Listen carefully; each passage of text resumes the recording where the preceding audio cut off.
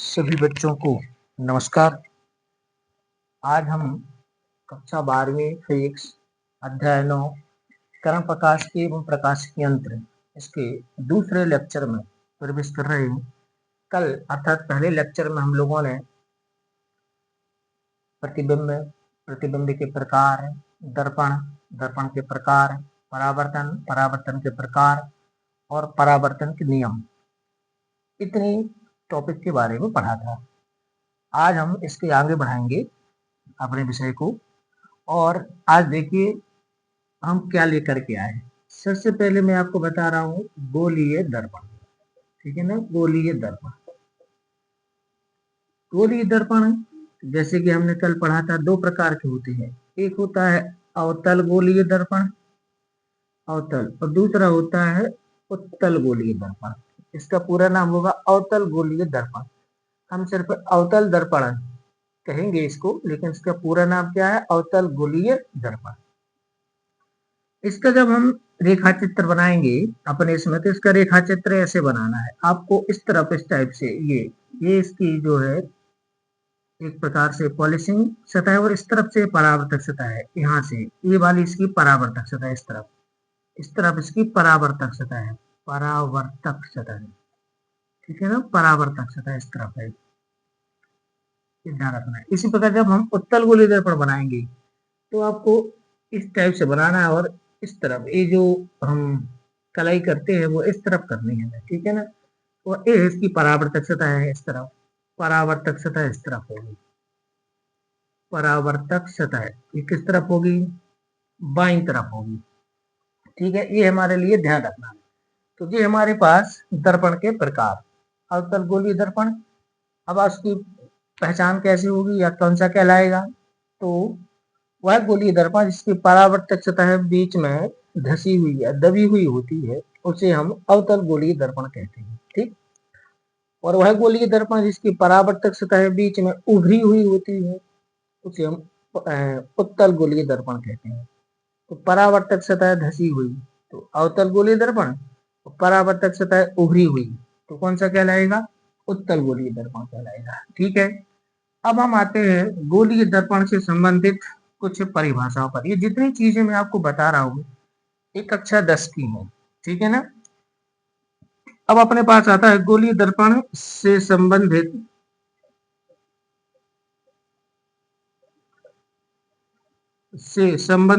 कुछ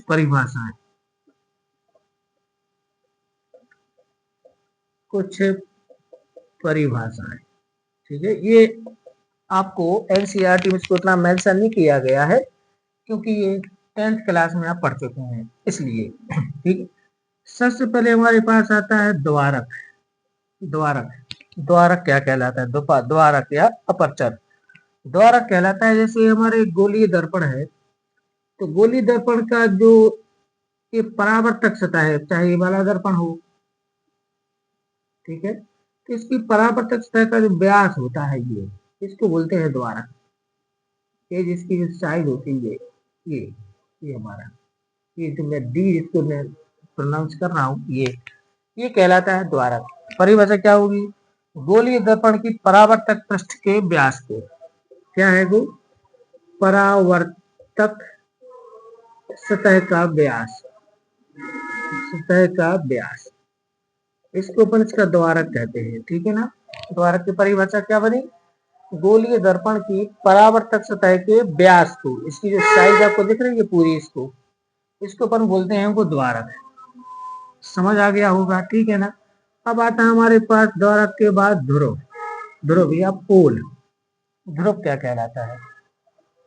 तो गोलीय दर्पण की परावर्तक सतह का मध्य बिंदु, ये वाला पॉइंट, तो इसको बोलेंगे परावर्तक सतह का, परावर्तक सतह का मध्य बिंदु जो होगा, मध्य बिंदु ये होगा, ठीक है ना। अच्छा, ये क्या होगा? अगर अवतल गोलीय दर्पण है तो ये सबसे धसा हुआ पॉइंट होगा, और ये उत्तल गोलीय दर्पण तो सबसे अधिक उभरा हुआ पॉइंट होगा, तो ध्रुव कहलाता है। ध्रुव को एक बात ध्यान रखना, इसको पी से प्रदर्शित करेंगे, पी से, ध्रुव को हमें P से प्रदर्शित करना है। तो क्या है, गोलीय दर्पण की परावर्तक सतह के या परावर्तक पृष्ठ के मध्य बिंदु को, ठीक है ना, बिल्कुल बीच वाले पॉइंट को हम क्या कहेंगे, ध्रुव कहेंगे। ठीक। तीसरा हमारे पास आता है वक्रता केंद्र।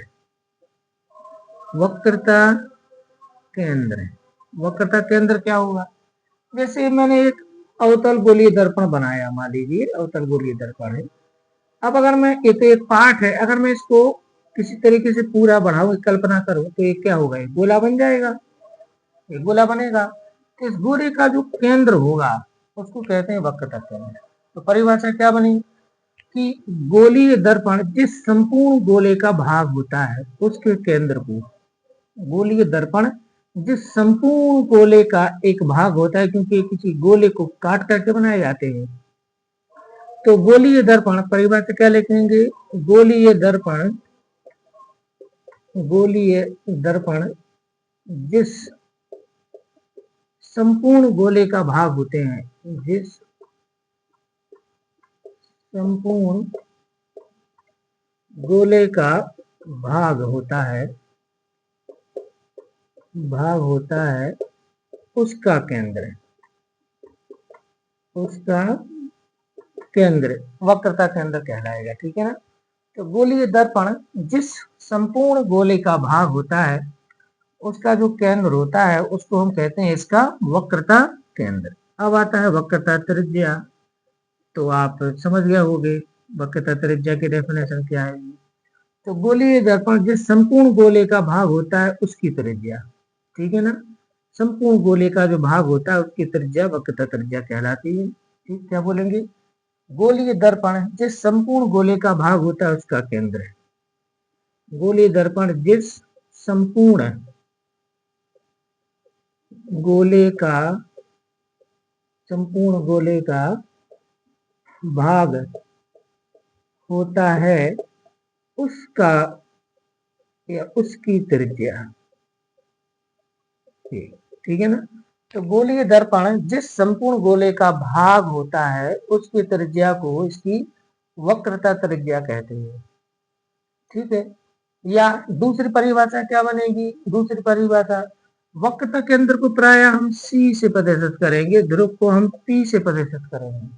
तो वक्रता केंद्र और ध्रुव इनके बीच की दूरी माने ध्रुव से वक्रता केंद्र, वक्रता ध्रुव से वक्रता केंद्र से ध्रुव तक की दूरी उसकी वक्रता त्रिज्या कहलाएगी। तो एक परिभाषा भी कह सकते हो कि पहली परिभाषा क्या बनी कि गोलीय दर्पण जिस संपूर्ण गोले का भाग होता है उसकी त्रिज्या को गोलीय दर्पण की वक्रता त्रिज्या कहते हैं। या ध्रुव और वक्रता केंद्र के बीच की दूरी को, ध्रुव और वक्रता केंद्र के बीच की दूरी को न्यूनतम दूरी कह दें चाहे दूरी कह दें, के बीच की दूरी को वक्रता त्रिज्या कहते हैं, वक्रता त्रिज्या। ठीक है ना। अब हमारे पास आता है पांचवा मुख्य अक्ष। इसका बहुत रोल है, मुख्य अक्ष। मुख्य अक्ष क्या कहलाएगी हमारे पास, मुख्य अक्ष तो ये कहलाती है वक्रता केंद्र और ध्रुव को मिलाने वाली काल्पनिक रेखा। माने वक्रता केंद्र, वक्रता केंद्र व ध्रुव को मिलाने वाली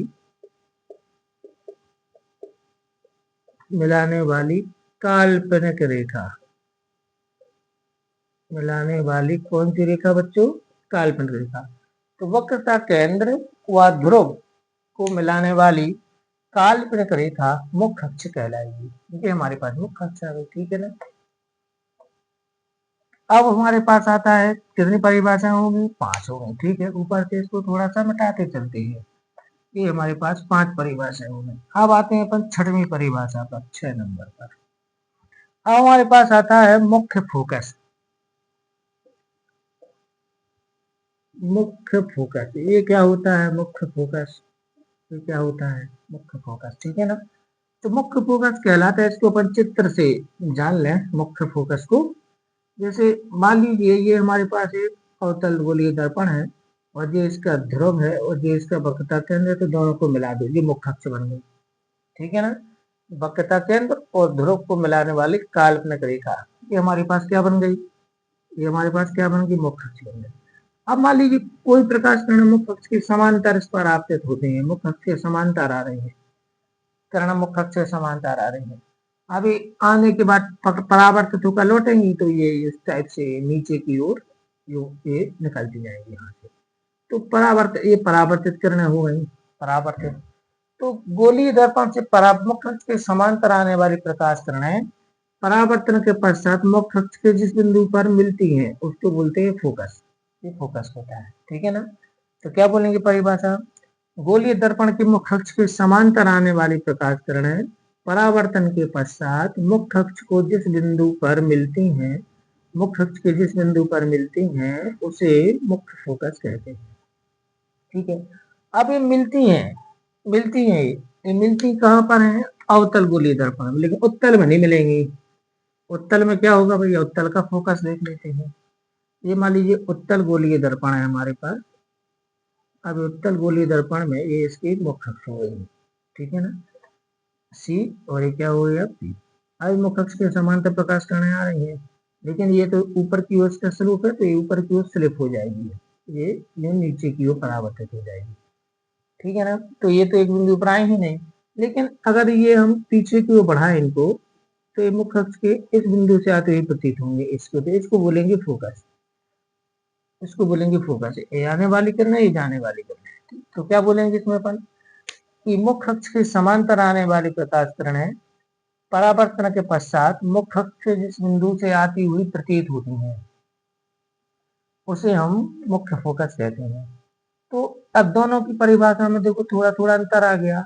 अगर हम दोनों को मिलाकर बोले तो क्या आएगा, अपन बोलेंगे मुख्य अक्ष के समांतर आने वाली प्रकाश किरणें दर्पण से परावर्तन के पश्चात मुख्य अक्ष के जिस बिंदु पर मिलती हैं, ब्रैकेट में लिखेंगे अवतल दर्पण में, उसे मुख्य फोकस कहते हैं। अथवा जिस बिंदु से आती हुई प्रतीत होती हैं, परावर्तन के पश्चात जिस बिंदु से आती हुई प्रतीत होती हैं, ब्रैकेट में क्या लिखेंगे उत्तल दर्पण में, उसे मुख्य फोकस कहते हैं, ठीक।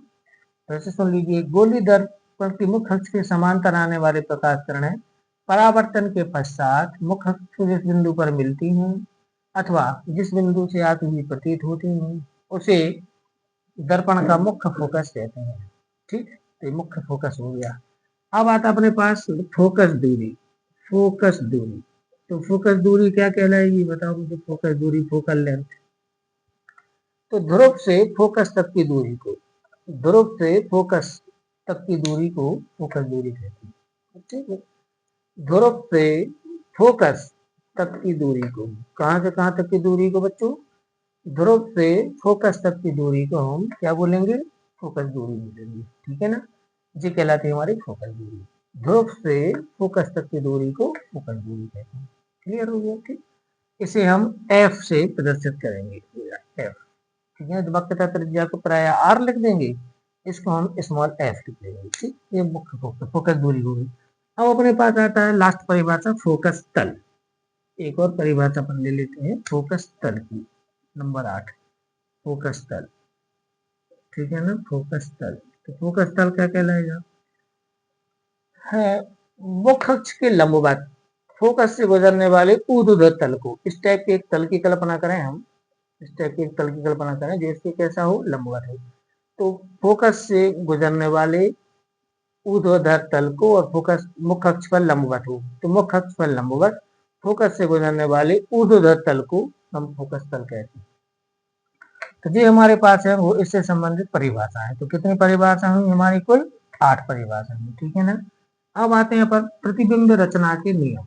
जैसे दर्पण से हमें प्रतिबिंब बनाना है तो उसके लिए कुछ ना कुछ रूल्स तो होंगे यार, ये सारी चीजें 10th क्लास की है ना। तो दर्पण से प्रतिबिंब रचना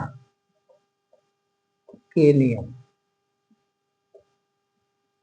कुछ नियम हमारे लिए इस थ्योरी में वो बना देते हैं ताकि जो प्रतिबिंब बने वो एक निश्चित बिंदु पर बने। सबसे पहला है, सबसे पहला, यदि प्रकाश किरण मुख्य अक्ष के समांतर आए तो फोकस से होकर जाएगी। यदि प्रकाश किरण मुख्य अक्ष के समांतर आए, फोकस के समांतर आपतित हो तो फोकस से जाएगी या फोकस से आती हुई प्रतीत होगी। ठीक, जैसे ये मैंने अवतल दर्पण बनाया, ठीक है। आप जब भी दर्पण बनाओ तो दो चीजें तो बना देना है, मुख्य अक्ष बना देना है और वक्रता केंद्र बना देना है, ठीक है ना, ध्रुव शो कर देना है। अब यदि कोई प्रकाश किरण है मुख्य अक्ष के समांतर आ रही है तो आपको इसको ऐसे बनाना है कि कहाँ से होकर जाएगी, फोकस से होकर जाएगी, इस टाइप से। ये है प्रतिबिंब रचना का पहला नियम। पहला नियम क्या है प्रतिबिंब रचना का, क्या है, यदि कोई प्रकाश का मुख्य अक्ष के समांतर आती है, ये मुख्य अक्ष है जिसके समांतर आ रही है तो फोकस से होकर के जाएगी। अथवा अगर मान लीजिए आप उत्तल गोलीय दर्पण पर काम कर रहे हैं, कोई मुख्य अक्ष के समांतर प्रकाश किरण आ रही है और ये इस टाइप से मान लो परावर्तित हो जाती है तो फोकस से आती हुई प्रतीत होगी, ये कर देना है, ठीक है ना। ये है प्रतिबिंब रचना का पहला नियम है। यदि प्रकाश किरण मुख्य अक्ष के समांतर आपतित होती है तो कहाँ से होकर जाएगी, फोकस से होकर के जाएगी या फोकस से आती हुई प्रतीत होगी। ये आपको प्रतिबिंब रचना का पहला नियम, ठीक है ना। अब चलिए अब आते हैं दूसरे नियम पर, है ना। प्रतिबिंब रचना का दूसरा नियम क्या है, यदि प्रकाश किरण फोकस से होती हुई आपतित हो, यदि प्रकाश किरण फोकस से होती हुई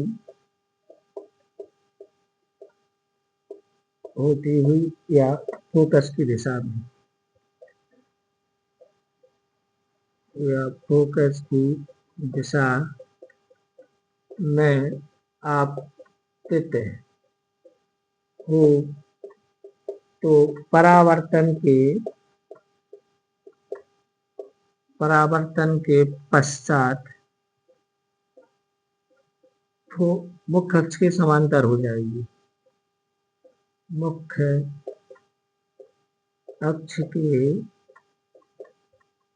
समांतर हो जाएगी, ठीक है। दूसरा नियम है, क्या है दूसरा नियम, यदि प्रकाश किरण फोकस से होती हुई या फोकस की दिशा में आपतित हो, ये फोकस से होती हुई ये उत्तल में है, अवतल में, और ये वाला उत्तल में, फोकस की दिशा में आपतित हो तो परावर्तन के पश्चात मुख्य अक्ष के समांतर हो जाएगी। इसको एक किरण आरेख को समझ लेते हैं।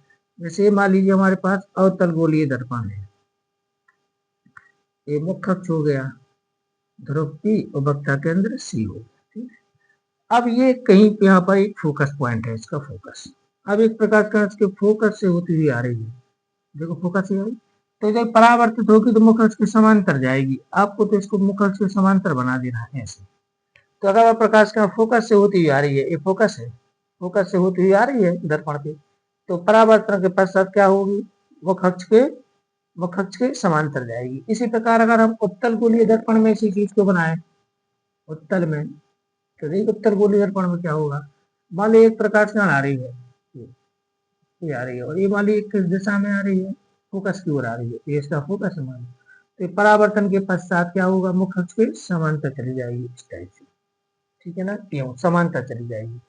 तो यदि कोई प्रकाश का फोकस से होती हुई आपतित हो या फोकस की दिशा में आपतित हो तो परावर्तन के पश्चात मुख्य अक्ष की कैसी चली जाएगी, समांतर चली जाएगी, ठीक है। एक प्रतिबिंब रचना का कौन सा नियम है, तीसरा नियम, ठीक है, तीसरा नियम, दूसरा नियम, ठीक। अब अपने पास आता है तीसरा नियम। तीसरा नियम हमारे पास क्या कहता है उसको देख लीजिए। तीसरा नियम कहता है यदि प्रकाश किरण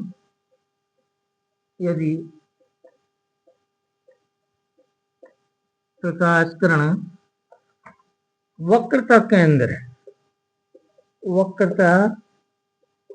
केंद्र से होती हुई आपतित हो तो परावर्तन के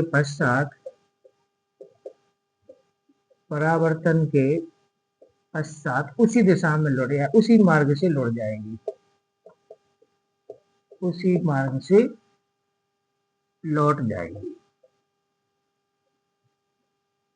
ठीक है ना, ये क्या, यदि प्रकाश किरण वक्रता केंद्र से होती हुई आपतित हो तो परावर्तन के पश्चात उसी मार्ग से लौट जाएगी। या यदि प्रकाश किरण वक्रता केंद्र की दिशा में आपतित हो, ये उत्तल में होगा, अभी चित्र से समझ लीजिए। जैसे ये है हमारे पास एक चित्र, जी मैंने एक मान लो दर्पण बनाया, ठीक है ना। अब इसमें मान लीजिए ये हमारे पास ये इसका ध्रुव हो गया और ये वक्रता केंद्र सी हो गया, ठीक है। अब मान लो कोई प्रकाश का ऐसे आपतित हो रही है, देखो सी से होती हुई, कहाँ से आपतित हो रही है, सी से। तो जैसी ही आएगी आपको इसी पर एक और एरो बना देना है कि ऐसी ही लौट जाएगी, ठीक है, ये कहना चाह रहा है। यानी यदि प्रकाश किरण वक्रता केंद्र से होती हुई, ये वक्रता केंद्र से होती हुई आपतित हो रही है, हुई आपतित हो, तो उसी मार्ग से परावर्तन के पश्चात उसी मार्ग से लौट जाएगी। फिर एक ही किरण बनेगी, इस पर दो एरो बन जाएंगे। इसी प्रकार आप यहाँ पर देख लो, जैसे ये है हमारे पास, अब ये मान लीजिए एक प्रकाश किरण आ रही है और ये कहाँ आ रही है, इसकी सी की दिशा में आ रही है, तो बस आपको ऐसे ऐसे लौटा देना है, ठीक है ना। तो यदि कोई प्रकाश किरण वक्रता केंद्र से होती हुई आपतित हो तो परावर्तन के पश्चात उसी मार्ग से क्या होगी, वापस लौट जाएगी। ये कितने नियम हो गए, 3 नियम हो गए। चौथा नियम हमारे पास क्या कहता है, फोर्थ नियम है हमारे पास, चौथा नियम कहता है यदि प्रकाश किरण ध्रुव पर आपतित हो तो उसी कोण पर वह नीचे की ओर लौट जाएगी, मतलब जिस कोण पर वह आपतित होगी ध्रुव पर, ठीक है ना। तो वैसे ये 3 मुख्य नियम अपन माने जाते हैं, लेकिन चौथा अपन ले लेते हैं, 10th क्लास में आता है। यदि इसको लिखते नहीं बना देते हैं अकेले, यदि कोई प्रकाश का मान लीजिए ध्रुव पर आपतित होती है, ये देखो ये P है और ये मान लो C है, यदि कोई प्रकाश कण इस टाइप से ध्रुव पर आपतित हो रही है तो जिस कोण पर आएगी मुख्य अक्ष के साथ उसी कोण पर वो लौट जाएगी दूसरी दिशा में, ठीक। तो वो तो परावर्तन का नियम है, क्योंकि ये इस पर अभिलंब बन जाएगा, तो ये जिस कोण पर आएगी उसी कोण पर ही लौट जाएगी, ठीक। यदि कोई प्रकाश किरण ध्रुव पर आपतित होती है तो मुख्य अक्ष के साथ जिस कोण पर आएगी उसी कोण पर वह क्या होगी, दूसरी दिशा में लौट जाएगी, उसी कोण पर दूसरी दिशा में लौट जाएगी। तो प्रतिबिंब रचना के कितने नियम हुए हमारे, 4 नियम हुए। लेकिन लेकिन इन 4 में से किन्हीं 2 नियमों का प्रयोग करने से आपका प्रतिबिंब बन जाएगा। इन 4 में से कोई भी 2 नियम का प्रयोग करेंगे और आपका प्रतिबिंब क्या होगा, बन जाएगा। तो प्रतिबिंब की रचना के 4 नियम हैं, लेकिन आपको प्रयोग कितने करना होते हैं, 4 में से 2 नियमों पर आपका काम हो जाता है, ठीक है। अब अपन आते हैं अवतल दर्पण से प्रतिबिंबों की रचना, ठीक है। अब अपन पढ़ रहे हैं अवतल दर्पण से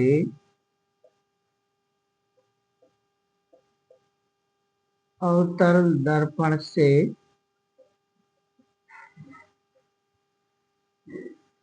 प्रतिबिंब रचना, ठीक है ना। अब प्रतिबिंब की रचना पढ़ेंगे इसकी सहायता से, अवतल दर्पण की सहायता से, है ना। कैसे होगी शायद आदमी रात थोड़ा नीचे लिख देते हैं। अवतल दर्पण से प्रतिबिंब रचना,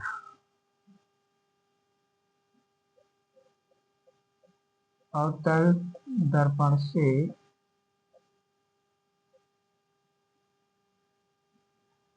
प्रतिबिंब रचना, ठीक है ना। तो अवतल दर्पण से प्रतिबिंब रचना, इसका मतलब क्या है, इसका मतलब है कि कहाँ वस्तु होगी और कहाँ प्रतिबिंब बनेगा। तो अवतल दर्पण से प्रतिबिंब रचना 6 स्थितियों में हम सीखते हैं। 6 स्थितियों में प्रतिबिंब की रचना की जाती है, 6 स्थितियों में, ठीक है ना। नंबर 1, यदि वस्तु अनंत पर हो, यदि वस्तु कहाँ पर हो, अनंत पर हो, ठीक है ना, पहला। अब इसका एक कर्ण आरेख जैसे हम बनाए, अवतल दर्पण हो गया और ये मुख्य अक्ष हो गया, इसलिए अच्छा, अनंत से आने वाली प्रकाश किरणें परस्पर समांतर होती हैं और मुख्य अक्ष के भी अपन को समांतर ले देख रेयर कंडीशन है। अनंत से आने वाली प्रकाश किरणें मुख्य अक्ष के मान लीजिए समांतर आ रही, या तो देखो अनंत से आने वाली प्रकाश किरणें परस्पर समांतर होती हैं और ये मुख्य अक्ष के भी समांतर हो सकते हैं। तो मैं उसमें से कौन सा केस ले रहा हूँ कि ये मुख्य अक्ष के समांतर आ रही है, ये वाला। तो मुख्य अक्ष के समांतर आ रही है तो परावर्तन के पश्चात फोकस से होकर के जाएगी, हम पढ़ चुके हैं। अब परावर्तन के पश्चात जिस बिंदु पर मिलती हैं उसको प्रतिबिंब कहते हैं, ये भी हम पढ़ चुके हैं। तो प्रतिबिंब कहाँ बना, वस्तु तो अनंत पर है, कहीं मुझे नहीं पता कहाँ पर है, तो उससे वो प्रकाश किरणें आई। अच्छा, अनंत से अनंत पर हो यदि वस्तु तो उससे जो प्रकाश किरणें आती हैं वो परस्पर समांतर होती हैं। और मैंने यहाँ पर लिया उसको फोकस के भी समांतर लिया है। अगर मैं फोकस के समांतर नहीं लूं तो वो फोकस तल पर कहीं मिलेंगी, और अगर फोकस के समांतर लेता हूँ, फोकस के समांतर लेता हूँ तो फोकस पर मिलेंगी। तो ये यहाँ पर आकर के मिलती है। तो कहाँ पर बना प्रतिबिंब, यदि वस्तु अनंत पर तो कहाँ पर बना, तो प्रतिबिंब की स्थिति, इसको बोलते हैं स्थिति। प्रतिबिंब की स्थिति कहाँ होगी, तो स्थिति होगी फोकस पर। हमारी स्थिति क्या लिखेंगे अपन की, फोकस पर बनेगा, ठीक है ना। स्थिति प्रकृति, प्रकृति का मतलब होता है कि वास्तविक होगा या कैसा होगा। तो अपन प्रकाश किरण वास्तव में मिल रही है तो यहाँ लिखेंगे वास्तविक, प्रकृति को बोलेंगे वास्तविक। तो वास्तविक है तो फिर उल्टा भी होगा, क्योंकि वास्तविक प्रतिबिंब उल्टे बनते हैं, कल अपन ने अंतर पढ़ा था। तो वास्तविक वह उल्टा बनेगा, ठीक है ना। स्थिति कहाँ पर, फोकस पर, प्रकृति वास्तविक का उल्टा। और साइज माने आकार कैसा होगा, साइज कैसी होगी, तो अपन लिखेंगे बिंदु आकार का, बिंदु आकार का, ठीक है ना। तो ये तीन चीजें आपको इसकी ध्यान रखना है। अगर वस्तु अनंत पर है तो प्रतिबिंब कहाँ बनेगा, फोकस पर बनेगा। कैसा बनेगा, वास्तविक व उल्टा बनेगा। इसकी प्रकृति कैसी होगी, वास्तविक व उल्टा। और आकार कैसा होगा, तो अपन बोलेंगे बिंदु के आकार होगा, पॉइंट साइज का होगा। तो ये पहली केस है, ठीक है ना। दूसरा केस, यदि वस्तु, यदि वस्तु अब वहां से चलती है और फोकस, फोकस सॉरी फोकस नहीं लिखना है, वक्रता केंद्र तथा अनंत के बीच हो, वक्रता केंद्र तथा अनंत के बीच हो। अब मतलब अपन ने क्या किया, एक्चुअली उसको थोड़ा सा खिसका लिया है, और खिसका करके उसको हम वक्रता केंद्र सी और अनंत के बीच लिया, माने सीमित दूरी पर ले आए। अभी थी असीमित दूरी पर, अब कहां पर हो गई, सीमित दूरी पर। तो इसका अपन एक चित्र, एक डायग्राम यहाँ पर बना लें, क्या होगा, जैसे ये हमारे पास अवतल गोलीय दर्पण हो गया, एक पी हो गया, और ये क्या हो गया, सी। अब ये वस्तु यहाँ पर कहीं रखी है, देखो यहाँ पर है, तो ये अनंत है कहीं पर, तो अनंत और सी के कहाँ पर आ गई, वो बीच में हो गई है, ठीक है। अब यहाँ से प्रतिबिंब रचना करना है, तो प्रतिबिंब रचना के जो नियम थे उसके अनुसार यदि कोई प्रकाश किरण फोकस के समांतर आती है तो फोकस से जाएगी, तो पहली किरण तो हमने ये निकाल दी, ठीक है ना। दूसरी किरण, दूसरी किरण आप चाहे तो फोकस से निकाल दो, दूसरी किरण चाहे वक्रता केंद्र से निकाल दो, तो मैंने वक्रता केंद्र से निकाल दी। तो जैसी आएगी वैसी ही लौट जाएगी, ठीक है ना। अभी दोनों किरणें जिस पॉइंट पर मिल रही हैं, जैसे मैं इसको नाम दे दूं ए बी, तो ए के लिए ये बनेगा ए डैश, ए डैश। अब जिस बिंदु पर मिल रही है उससे हम मुख्य अक्ष पर लंब गिराएंगे, लंब गिराएंगे, लंब, ए डैश बी डैश। याद रखना, जिस बिंदु पर मिलती है उससे मुख्य अक्ष पर लंब गिराने से प्रतिबिंब का साइज मिल जाता है। तो फिर ये ए बी ये वस्तु है, और ए डैश बी डैश उसका प्रतिबिंब है। प्रतिबिंब क्यों है, क्योंकि हम प्रतिबिंब की परिभाषा पढ़ चुके हैं कि परावर्तित किरणें जिस बिंदु पर आकर के मिलती हैं, तो ये परावर्तित किरणें ये तो आ रही है, एक ए और एक ए, जिस बिंदु पर मिलती हैं उससे फिर मुख्य अक्ष पर लंब डाल दो तो प्रतिबिंब की साइज मिलेगी। तो ए भी यहाँ वस्तु है, ये प्रतिबिंब है। तो प्रतिबिंब कहाँ बना, बताओ मुझे। प्रतिबिंब बना है एफ और सी के बीच में बना है, ठीक है ना, एफ और सी के बीच में। तो इसमें स्थिति क्या लिखेंगे, बताओ मुझे। स्थिति, स्थिति यहाँ था फोकस पर, यहाँ लिखेंगे एफ व सी के बीच, एफ व सी के बीच बनेगा, माने फोकस और वक्रता केंद्र के बीच में कहीं भी बन सकता है, पर बनेगा इन दोनों के बीच में ही, है ना, पहली स्थिति हो गई। प्रकृति क्या बनेगी, प्रकृति तो वास्तविक व उल्टा, वास्तविक व उल्टा बनेगा, ठीक है ना। फिर आकार कैसा हुआ, आकार तो अपन बोलेंगे आकार या साइज, तो वस्तु से छोटा, वस्तु से छोटा बना है, बनेगी, आप तो दिख ही रहा है ना आपको, वस्तु से छोटा। तो क्या हुआ, यदि वस्तु वक्रता केंद्र तथा अनंत के बीच हो, ये कंडीशन है, अनंत और वक्रता केंद्र के बीच में, तो प्रतिबिंब कहाँ बनेगा, तो स्थिति होगी प्रतिबिंब फोकस और वक्रता केंद्र के बीच बनेगा, ठीक है। प्रकृति कैसी होगी, वास्तविक का उल्टा बनेगा, ये भी ठीक है। आकार वस्तु से छोटा होगा, वस्तु की तुलना में स्मॉलर देन ऑब्जेक्ट। अब तीसरा केस हमारे पास आता है, यदि वस्तु सी पर हो, वक्रता केंद्र पर हो। यदि वस्तु कहां पर हो, सी पर हो। सी पर हो मतलब, सी का मतलब यहाँ पर क्या है, वक्रता केंद्र। यदि वस्तु वक्रता केंद्र पर है, चलो इसका चित्र बनाते हैं ना, यहाँ पर इसका चित्र बना लेते हैं। ये है, ठीक है, ये अब ये हो गया पी, ये हो गया सी। अब मान लो वस्तु ये है सी, ठीक है। अब मान लो वस्तु सी पर रखी है, सी पर रखी है। अब देखिए क्या होगा, मैंने यहाँ से एक प्रकाश का मकस के समांतर निकाली, तो ये फोकस से होकर के गई। दूसरी प्रकाश का मैंने फोकस से डाल दी, तो ये मुखस की कैसी हो जाएगी, समांतर हो जाएगी।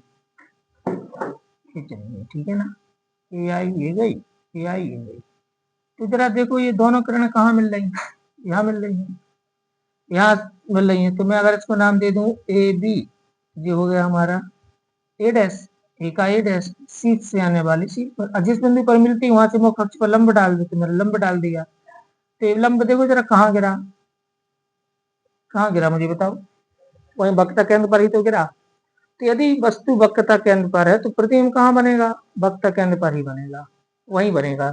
तो अपन यहाँ पर क्या लिखेंगे, स्थिति, स्थिति बताओ मुझे, स्थिति लिखेंगे सी पर, माने वक्रता केंद्र है तो वक्रता केंद्र पर ही बनेगा। प्रकृति कैसी होगी, प्रकृति तो आप वास्तव में मिल रही है ना, प्रकाश किरणें वास्तव में मिल रही है, तो क्या लिखेंगे, वास्तविक व उल्टा, वास्तविक व उल्टा बनेगा, ठीक है, हाँ ठीक है। और तीसरी, आकार कैसा होगा, आकार, आकार होगा वस्तु के बराबर, आप देख सकते हैं, वस्तु के बराबर, ठीक है ना। तो ये इसका क्या हो गया, आकार हो गया। तो ये हमारे पास तीन केस आ गए, ठीक है ना। पहला केस क्या अपना, यदि वस्तु अनंत पर है तो प्रतिबिंब फोकस पर बनेगा, वास्तविक व उल्टा होगा और बिंदु के आकार का बनेगा। यदि वस्तु वक्रता केंद्र तथा अनंत के बीच हो तो फोकस और वक्रता केंद्र के बीच बनेगा, वास्तविक व उल्टा बनेगा, वस्तु से छोटा बनेगा। यदि वस्तु सी पर है तो प्रतिबिंब सी पर ही बनेगा, वास्तविक और उल्टा बनेगा, लेकिन वस्तु जैसा हो जाएगा, बराबर हो जाएगा। तीन केस हो गए, ठीक है। ये तीन केस आपको समझ में आ गए हैं। अब आगे के तीन केस देखते हैं, ठीक है। अब वस्तु को कहाँ रखना है, अब वक्रता केंद्र तक आ गए, अब वक्रता केंद्र से अंदर ले आते हैं, ठीक है ना। अब मान लीजिए वस्तु वक्रता केंद्र फोकस के बीच है। नंबर 4, यदि वस्तु F तथा C के बीच है, F तथा C के कहां पर हो, बीच है। अब ये F तथा C के बीच है, ठीक है। फोकस और वक्रता केंद्र के कहां पर है, बीच में है। चित्र से समझ लेते हैं। ये मैंने एक रेखा चित्र बनाया दर्पण का, और ये हमारे पास हो गया P और ये हमारे पास हो गया C, यहाँ देखिए C, ठीक है। ये C है और ये क्या P है। अब यहाँ मान लीजिए कहीं पर सी का पी के, सी और पी के बिल्कुल बीच होता है, अभी इसको प्रूफ करेंगे अपन, है ना। ये मान लीजिए एफ है। अब ये वस्तु यहाँ पर रखी है, यहाँ पर रखी है, तो कहाँ रखी है, सी और एफ के कहाँ रखी है, बीच में रखी है, ठीक है ना। चलो प्रतिबिंब बनाते हैं। तो पहला किरण आएगी मुख के समांतर, तो ये फोकस से होकर चली जाएगी, ठीक है ना, फोकस से होकर चली जाएगी। मुझे इसको फोकस से ले जाना है, ये चलिए। तो पहला मुखस के समांतर आई, तो मुखस के समांतर आने वाली प्रकाश किरण कहाँ से होकर जाती है, फोकस से होकर के जाती है। दूसरी प्रकाश किरण कहाँ से होकर आएगी, दूसरी फोकस से डाल दो, फोकस से होती हुई आएगी। तो मुखस की कैसे चली जाएगी, समांतर, मुखस के समांतर निकलेगी, ठीक है ना। ये तो पहली प्रकाश किरण मुखस के समांतर आई तो ये फोकस से चली गई, दूसरी प्रकाश किरण फोकस से होकर के आई तो मुखस के समांतर हो गई। तो ये दोनों परावर्तित किरण जिस बिंदु पर मिल रही है उसी को अपन प्रतिबिंब बोलते हैं। इस बिंदु पर मिल रही है इसको प्रतिबिंब बोलेंगे। तो मैं यहाँ पर ए और यहाँ पर बी, तो ये कहलाया ए डैश, इससे मैंने मुख अक्ष पर लंब गिरा दिया ए, तो ये हो गया ए डैश बी डैश। तो ए बी का प्रतिबिंब बन गया ए डैश बी डैश। तो प्रतिबिंब कहाँ बना आप मुझे बताओ, बताओ मुझे। तो प्रतिबिंब कहाँ बना, स्थिति क्या बनेगी, स्थिति कहाँ बना, तो इसकी स्थिति बनेगी सी और एफ के बीच, वक्ता केंद्र के बाहर या वक्ता केंद्र और अनंत के बीच। तो सी व अनंत के बीच, वक्ता केंद्र व अनंत के बीच, या यूं कहते हैं अपन इसको वक्ता केंद्र के बाहर, वक्ता केंद्र के बाहर, outside of centre of curvature स्थिति हो गई। स्थिति के बाद प्रकृति, प्रकृति तो आपको दिख रही है, वास्तविक व उल्टा, वास्तविक भी है और उल्टा भी है, ये देख रहे हैं ना आप, सी ऊपर था नीचे आ गया। आकार कैसा होगा मुझे बताओ, आकार साइज तो वस्तु से बड़ा होगा, वस्तु से कैसा बना है, बड़ा बना है, आप देख तो रहे हो, वस्तु से कैसा बना है, बड़ा बना है, ठीक है ना, तो वस्तु की तुलना में बड़ा हो जाएगा। यदि वस्तु एफ और सी के बीच है तो प्रतिबिंब सी और अनंत के बीच बनेगा, सी और अनंत के बीच माने सी के बाहर बनेगा। प्रकृति वास्तविक व उल्टा बनेगा, ये दिख रहा है, और वस्तु से कैसा होगा, प्रायः बड़ा होगा, ठीक है ना। पांचवी कंडीशन, यदि वस्तु एफ पर हो, यदि वस्तु फोकस पर हो, फोकस पर हो, ठीक है ना, कहां से चली थी वस्तु, अनंत से, पहला अनंत पर थी, अनंत से फिर वक्ता केंद्र और अनंत के बीच आई, फिर वक्ता केंद्र पर आ गई, फिर वक्ता केंद्र फोकस के बीच आई, अब वो फोकस पर आ गई, ठीक है ना। पांचवी कंडीशन, यदि वस्तु फोकस पर है तब क्या होगा, ये बना देते हैं, ये हमारे पास पी हो गया और यहाँ पर सी और यहाँ पर एफ हो गया। अब वस्तु एफ पर है तो एक प्रकाश का मुख्य समांतर आई तो एक फोकस से होकर के जाएगी। दूसरी प्रकाश कण, अब दूसरी प्रकाश कण या तो आप यहाँ से देखोगे क्यों, वक्ता केंद्र के दिशा में आप जाने दो या फिर आप फोकस से जाने दो, तो पी पर आओ तो अब पी पर ले आते हैं इसको, है ना, ये याद है, ठीक है ना, इस टाइप,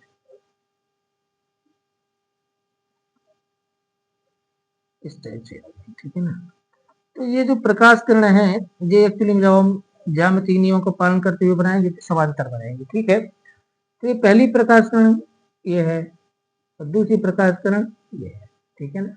तो ये दोनों प्रकाश किरणें कैसी हो गई, समांतर हो गई हैं, हो गई है ना।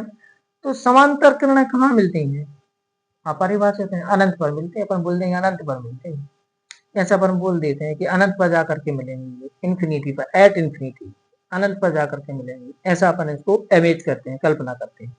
तो जहां पर मिलेंगी वहां से अपन मुख्य अक्ष पर लंब डालेंगे, तो भाई जितनी दूर जाएंगी मुख्य अक्ष के उतने ज्यादा नीचे मिलेंगी, जितनी दूर जाएंगी मुख्य अक्ष के उतने ज्यादा नीचे मिलती हुई प्रतीत होंगी, यानी कि जो इमेज बनेगी वो बहुत बड़ी बनेगी, बहुत।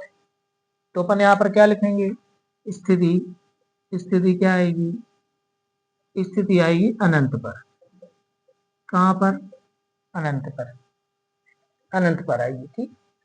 प्रकृति कैसी आएगी, प्रकृति, प्रकृति तो प्रकृति आएगी वास्तविक व उल्टा, क्योंकि वो वास्तव में मिलेंगी, तो वास्तविक व उल्टा। और आकार कैसा होगा, आकार तो अपन लिखेंगे वस्तु से बहुत बड़ा, वस्तु से बहुत बड़ा, बहुत बड़ा, ठीक है ना। ये तो ये हमारे पास 5 केस आ रहा है, ठीक है ना। तो पांचवा केस क्या है, यदि वस्तु फोकस पर हो तो प्रतिबिंब अनंत पर बनेगा, प्रकृति में लिखेंगे वास्तविक व उल्टा बनेगा, और वस्तु से बहुत बड़ा बनेगा। तो ये 5 केस हमने पढ़े, छठवां केस बड़ा स्पेशल सा है, 5 केस हमने पढ़े, तो 5 केसों में आप याद करो, यदि वस्तु एफ और सी के बीच है तो प्रतिबिंब सी अनंत के बीच बना था, यदि इसका उल्टा कर दो, वस्तु सी और एफ के बीच, सी और अनंत के बीच कर दो तो प्रतिबिंब एफ और सी के बीच आ जाएगा। अब यहाँ पर वस्तु फोकस पर है तो अनंत पर आ गया प्रतिबिंब, जब वस्तु अनंत पर थी तो फोकस पर था प्रतिबिंब, तो एक दूसरे की उल्टी बन जाती है वो। अब अपने पास जो छठवां केस आएगा, छठवां, छठवें केस में क्या आना है, छठवें केस में हमारे पास आना है यदि वस्तु एफ और सी के बीच हो, एफ और पी के बीच हो, छठवां केस, यदि वस्तु एफ और पी के बीच, एफ और पी के बीच का मतलब क्या हुआ, यानी फोकस और ध्रुव के बीच हो, या यूं कह दीजिए फोकस के अंदर हो, ऐसा भी बोल देते हैं इसको। तब क्या होगा, इस केस को देखते हैं, ये बड़ा स्पेशल केस है। ठीक है, ये पी हो गया, ये यहाँ पर सी हो गया। अब वस्तु मान लो यहाँ रखी है, यहाँ रखी है वस्तु। ठीक है, ये सी और एफ पी के कहाँ पर आ गए, बीच में। ठीक है, अब मैंने क्या किया, एक प्रकाश का तो मुखज के समांतर निकाल देंगे। तो मुखज के समांतर, यहाँ पर मुझे एफ लिखना है, तो मुखज की समांतर आएगी, वो तो फोकस से जाएगी ना, तो इसको ऐसे निकाल दो, ये एफ हो गया मान लो, है ना। तो मुखज की समांतर आई, फोकस से होकर के चली गई। ठीक है, तो प्रतिबिंब रचना का पहला नियम। दूसरा, एक काम करते हैं, पोल पर ले आते हैं ना, ये पोल पर आई है, पोल पर आई, तो जिस कोण पर आएगी उसी कोण पर ये क्या होगी, क्या होगी, नीचे चली जाएगी। ये हो गया, ये दूसरा नियम। तो ये प्रकाश कण है, ऐसे परावर्तित प्रकाश कण कहीं मिलने नहीं है, क्योंकि इनके बीच की दूरी तो बढ़ती जा रही है, बढ़ती जा रही है, तो कभी मिलनी नहीं है ना। तो फिर क्या होगा, अगर मैं इसको पीछे की ओर बढ़ाऊं, ध्यान दो, तो ये मुझे एक निश्चित बिंदु पर मिलती हुई अब प्रतीत होंगी, ये यहाँ पर। तो यहाँ पर ये मिलती हुई प्रतीत हो रही है, मतलब इस पॉइंट पर मिलती हुई प्रतीत हो रही है। तो जिस बिंदु पर मिलती है या मिलती हुई प्रतीत होती है उसे एमएच कहते हैं। तो जी एमएच है, मैंने यहाँ से इस पर लंब गिराया, ए डैश बी डैश, ये लंब गिराया, तो एमएच कहाँ बनी, देखो दर्पण के पीछे, और ये आभास हो रही है, वर्चुअल है, ये रियल नहीं है, अभी ये आभासी है। तो यहाँ पर क्या लिखेंगे, सबसे पहले स्पेशल केस हो गया, स्थिति, स्थिति में लिखेंगे दर्पण के पीछे। दर्पण के कहाँ बनेगा प्रतिबिंब, जल्दी बताओ कहाँ बनेगा, पीछे बनेगा। स्थिति हुई प्रकृति, प्रकृति इसको लिखना है अब आभासी व सीधा, आभासी व कैसा बनेगा, सीधा बनेगा। ठीक है ना। आकार कैसा होगा, आकार वस्तु से बड़ा होगा, वस्तु से बड़ा, दिख ही रहा है। ठीक, तो हमारे पास आया, यदि वस्तु एफ और पी के बीच है, यदि वस्तु फोकस व ध्रुव के बीच है, तो प्रतिबिंब कहाँ बनता है, दर्पण के पीछे बनता है। प्रकृति कैसी होती है, आभासी व वास्तविक, है ना, आभासी व सीधा, आभासी व सीधा बनेगा। तो ये आपको ये दिखना है कि ये वर्चुअल बनेगा और इरेक्ट बनेगा, सीधा मतलब इरेक्ट, वर्चुअल एंड इरेक्ट होगा। आकार कैसा होगा, वस्तु से बड़ा होगा। तो ये हमारे पास है वो छठवीं कंडीशन, ये बहुत इंपॉर्टेंट है। यही कंडीशन है बताती है कि जब हम अवतल दर्पण में अपना चेहरा देखते हैं ना, तो समतल दर्पण की तुलना में वो बड़ा दिखता है, आपको बड़ा दिखता है। तो जिस दर्पण में आपको प्रतिबिंब देखने से बड़ा दिख रहा है, आपकी साइज से बड़ा दिख रहा है, तो आप समझ जाना कि वो अवतल गोलीय दर्पण है।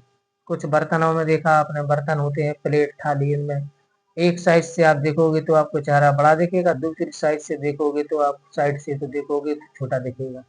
तो जिस तरफ से छोटा दिख रहा है वो उस तरफ उत्तल हो गया, जिस तरफ से बड़ा दिख रहा है उस तरफ वो अवतल का काम कर रहा है। ठीक है, तो ये हमारे पास छठवां केस है। तो छठवां केस याद रखना है आप लोगों के लिए। अब ये जो 6 स्थिति मैंने आपको बताई हैं, अभी समझाई हैं, ये 6 की 6 स्थितियां एक्चुअली में 10वीं क्लास की हैं। ठीक है ना, इसलिए 12वीं क्लास की पुस्तक में इनको कोई स्थान नहीं दिया गया है, लेकिन आपको विकल्प में, इसमें आदि आदि में ये पूछी जा सकती हैं, और डेरिवेशन को सॉल्व करने के लिए भी इनका उपयोग होता है। ठीक, अब आता है उत्तल दर्पण से, उत्तल दर्पण से प्रतिबिंब बनना, प्रतिबिंब बनना। ठीक है ना, उत्तल दर्पण की देखते हैं, अवतल की तो पढ़ नहीं पढ़ रहे, अवतल में तो 6 कंडीशन आती हैं, 6 कंडीशन है। क्या उत्तल में भी ऐसी कंडीशन है, तो उत्तल कहीं ऐसी कंडीशन नहीं है। ठीक है ना, उत्तल में इस टाइप की कंडीशंस नहीं होती हैं। अब ये उत्तल में फिर भी अपन देख लेते हैं, ये मैंने एक उत्तल गोलीय दर्पण बनाया। ठीक है, ये इसका मालूम शुरू हो गया। ठीक है ना, अब इसका वक्र केंद्र वैसे तो उस तरफ होगा, लेकिन अपन को अब यहाँ पर कहीं पर भी वस्तु को अपन को रखना है। ठीक है ना, यहाँ पर ही वस्तु रखी। अब एक प्रकाश के मुखज के समांतर आई, तो ये कहाँ से जाती हुई प्रतीत होगी, फोकस से, इसका फोकस है। ठीक है ना, ये बराबर।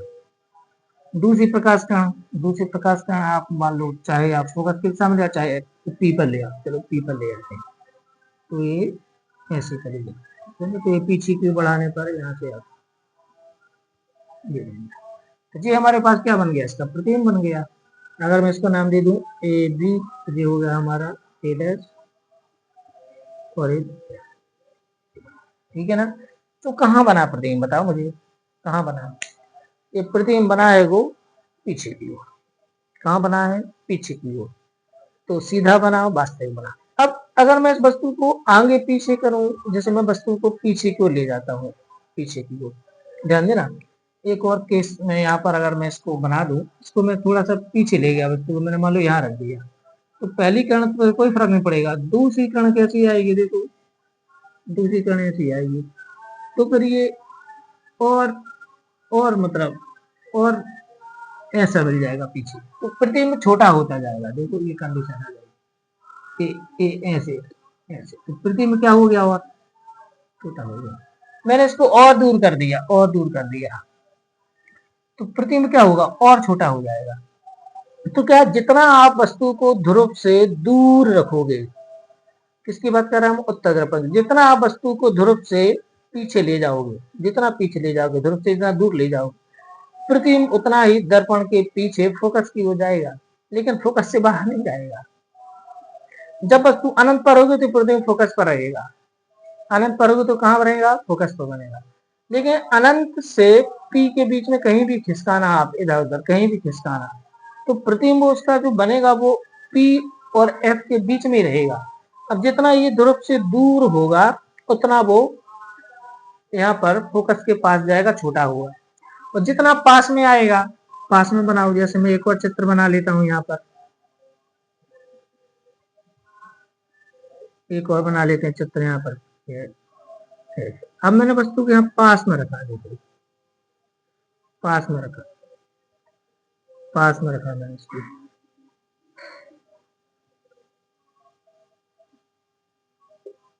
ठीक है, इस प्रकार। और दूसरी मैंने प्रकाश का यहाँ के, तो आप देख रहे हो इसको, जितना मैंने पास में रखा उतना प्रतिबिंब बड़ा हो रहा है, देखो बड़ा हो रहा है, A dash B dash A B. तो हमने क्या देखा कि आप वस्तु को जितना इसके पास लाओगे, तो प्रतिबिंब उस तरफ से, मतलब यहाँ पर वस्तु ध्रुव के पास जाएगी, वहां प्रतिबिंब ध्रुव के पास आएगा, यहाँ वस्तु ध्रुव से दूर जाएगी, वहां प्रतिबिंब ध्रुव से दूर जाएगा, लेकिन प्रतिबिंब फोकस के बाहर नहीं जाएगा, क्योंकि जब अनंत पर ले जाओगे वस्तु को, तो प्रतिबिंब फोकस पर बनेगा, तो अनंत पर भी जाओगे तो कहां पर आएगा, फोकस पर आएगा। तो प्रतिबिंब हमेशा कहां बनेगा, प्रतिबिंब हमेशा बनेगा एफ और पी के बीच बनेगा, एफ पर या एफ और पी के बीच बनेगा, हमेशा सीधा होगा, वास्तविक होगा, सॉरी सीधा होगा, आभासी होगा, वस्तु से छोटा होगा। तो आपको अगर पूछा जाए कि उत्तल दर्पण में कहां बनेगा, तो अपन बोलेंगे उत्तल दर्पण में प्रतिबिंब हमेशा फोकस और ध्रुव के बीच बनता है, वस्तु से छोटा बनता है, वास्तविक बनता है, और चाहे वस्तु को आप कहीं भी रखें, सॉरी, बस सीधा बनता है और आभासी बनता है, वस्तु से छोटा बनता है, सीधा बनता है, आभासी बनता है, चाहे वस्तु को कहीं भी रखें, चाहे वस्तु, अच्छा ये ध्यान रखना, जितना वस्तु को ध्रुव के पास लाओगे उतना प्रतिबिंब भी ध्रुव के पास आएगा और बड़ा होता जाएगा, और जितना वस्तु को ध्रुव से पीछे ले जाओगे, प्रतिबिंब उतना ही दूसरी ओर, पीछे की ओर, ध्रुव से दूर जाएगा, लेकिन ध्रुव और फोकस के बीच में रहेगा, ठीक है ना, उसके बाहर नहीं जाएगा फोकस के। तो प्रतिबिंब हमेशा हम कह सकते हैं कि फोकस और ध्रुव के बीच बनता है हमेशा। कैसा बनता है, सीधा बनता है, आभासी बनता है, और वस्तु से छोटा बनता है। तो ये हमारे पास है वो उत्तल गोलीय दर्पण के लिए। अब यही कंडीशन के कारण उत्तल गोलीय दर्पण का प्रयोग रेयर मिरर के रूप में किया जाता है। क्यों? क्योंकि पीछे से वाहन कितनी भी दूर से आ रहा हो, उसका प्रतिबिंब हमेशा सीधा बनेगा और आभासी बनेगा, ठीक है ना। अब हमारे पास अगला आता है फोकस दूरी और वक्रता त्रिज्या। ये जो आपकी एनसीईआरटी की बुक है उसमें आपको फोकस दूरी और वक्रता त्रिज्या में संबंध दिया है। फोकस दूरी व वक्रता त्रिज्या में संबंध, ये हमारे पास आता है, फोकस दूरी व वक्रता त्रिज्या में संबंध निकालना है। ये संबंध एक्चुअली में फोकस दूरी जो होती है वो वक्रता त्रिज्या की आधी होती है। ये हमें इसमें प्रूफ करने को आता है, ठीक है ना। ये अपन को इसमें प्रूफ करने को बोलते हैं कि फोकस दूरी और वक्रता त्रिज्या में संबंध को प्रूफ कीजिए। एक्चुअली आपको सिद्ध करना है F बराबर होता है R/2 या R बराबर होता है 2F। ये इसमें संबंध है, ये अपन को प्रूफ करने के लिए आ जाता है। क्वेश्चन क्या बनेगा? क्वेश्चन बनेगा फोकस दूरी व वक्रता त्रिज्या में संबंध स्थापित कीजिए, अथवा सिद्ध कीजिए फोकस दूरी वक्रता त्रिज्या की आधी होती है, या सिद्ध कीजिए वक्रता त्रिज्या फोकस दूरी की दोगुनी होती है, ठीक है ना। तो ये हमारे पास है इसमें। अच्छा, इसको पढ़ने से पहले मुझे दूरियां मापने के लिए चिन्ह परिपाटी पढ़ाना चाहिए, तो मैं थोड़ा सा उसके बारे में और बता दूं, फिर इसको उठाएंगे, है ना। तो क्या हमारे पास है दूरियां मापने की, दूरियां मापने की चिन्ह परिपाटी, चिन्ह परिपाटी, ठीक है ना। तो चिन्ह परिपाटी क्या है दूरियां मापने के लिए, ये हमारे लिए जानना है। यहाँ पर क्या होता है कि जो दर्पण हमारे पास होते हैं, चाहे अवतल दर्पण हो चाहे उत्तल दर्पण हो, कोई फर्क नहीं पड़ता उससे। जैसे मान लीजिए मैंने ले लिया अवतल दर्पण और ये मैंने ले लिया, ये ऐसा बना तो इस तरफ कर देंगे तो हमारे पास दर्पण, ठीक है। ये पी हो गया, ए सी हो गया, पी हो गया, यहाँ कहीं सी आएगा, ठीक है। अब देखो मजे की बात, यदि कोई भी, तो पहला तमाम दूरियां नापने का, मैं मतलब दूरियां मापने के चिन्ह परिपाटी बता रहा हूँ। पहला नियम है हमारे पास, पहला नियम कि सभी दूरियां मापने का प्रारंभिक बिंदु ध्रुव होता है। मतलब आपको दूरियां यहाँ से नापना स्टार्ट करना होती है, इस तरफ नापना है ऐसे आइए, उस तरफ नापना है ऐसे जाइए, ठीक है ना। तो दूरियां मापने का प्रारंभिक बिंदु क्या होता है? ध्रुव। सभी दूरियों को ध्रुव से नापते हैं, मतलब सभी दूरियां कहाँ से नापते हैं? ध्रुव से नापते हैं। तो पहला क्या बना हमारे लिए नियम कि तमाम दूरियां, जितनी भी दूरियां नापोगे आप, वो कहाँ से नापना है? ध्रुव से। ध्रुव से दूरी पी सी पी एफ इस टाइप से आप लिखोगे तो समझ आ जाएगा, ठीक है ना। पहला बिंदु पी लेना है, ठीक है ना। सभी दूरियां कहाँ से लेंगे? ध्रुव से। अब आपको ध्रुव बिंदु का ये हो गया परावर्तक सतह का बायां, और ये होगा इस तरफ का दायां। तो परावर्तक सतह के बाईं ओर मापी की दूरियां पॉजिटिव, सॉरी नेगेटिव लेनी है, ठीक है ना। परावर्तक सतह के कहां पर? बाईं ओर, यानी कि वस्तु हमें यहाँ रहेगी वस्तु की ओर। तो आप ऐसा भी कह सकते हो कि परावर्तक सतह के बाईं ओर, परावर्तक सतह के बाईं ओर, बाईं ओर, परावर्तक सतह के बाईं ओर, या यूं कह दें कि जिस तरफ से प्रकाश आ रही है उसके विपरीत, ठीक है, उसके विपरीत परावर्तक सतह के बाईं ओर दूरियां नेगेटिव लेनी है, दूरियां ऋणात्मक लेनी है, ऋणात्मक, ठीक है ना। मान लीजिए दूरियां आप इस तरफ नापोगे, इस तरफ नापोगे, ठीक है, तो वो कैसे लेनी है? नेगेटिव लेनी है। कैसे लेनी है? नेगेटिव, ठीक है ना। इस तरफ जो दूरियां नापोगे वो कैसे लोगे? नेगेटिव लोगे, ठीक है ना। अब परावर्तक सतह की दाईं ओर, दाईं ओर धनात्मक लेना है, दाईं ओर कैसे लेना है? धनात्मक लेना है। या परावर्तक सतह के पीछे, मतलब इस तरफ जो दूरियां नापोगे वो पॉजिटिव लेना है, इसमें जो इस तरफ जो दूरियां नापोगे वो कैसे लेना है? पॉजिटिव लेना है, ठीक है ना। तो परावर्तक सतह के पीछे की ओर स्टार्ट कहां से करना है? पी से। तो पी से आप इस तरफ जा रहे हैं, यहाँ पर नाप रहे दूरियां पी से इस तरफ, तो वो पॉजिटिव लेनी है। और अगर पी से इस तरफ जा रहा हो तो फिर वो नेगेटिव लेनी है, ठीक है ना। तो परावर्तक सतह के बाईं ओर, मेरा बायां हाथ है, बाईं ओर नापी की दूरियां पॉजिटिव और दाईं ओर नापी की दूरियां, सॉरी बाईं ओर नापी की दूरियां नेगेटिव और दाईं ओर नापी की दूरियां पॉजिटिव लेनी है, ठीक है ना। चौथा नियम, चौथा। अच्छा, मुख्य अक्ष के ऊपर की ओर धनात्मक और नीचे की ओर ऋणात्मक। मुख्य अक्ष के ऊपर, मुख्य अक्ष के ऊपर की ओर नापी लंबाइयां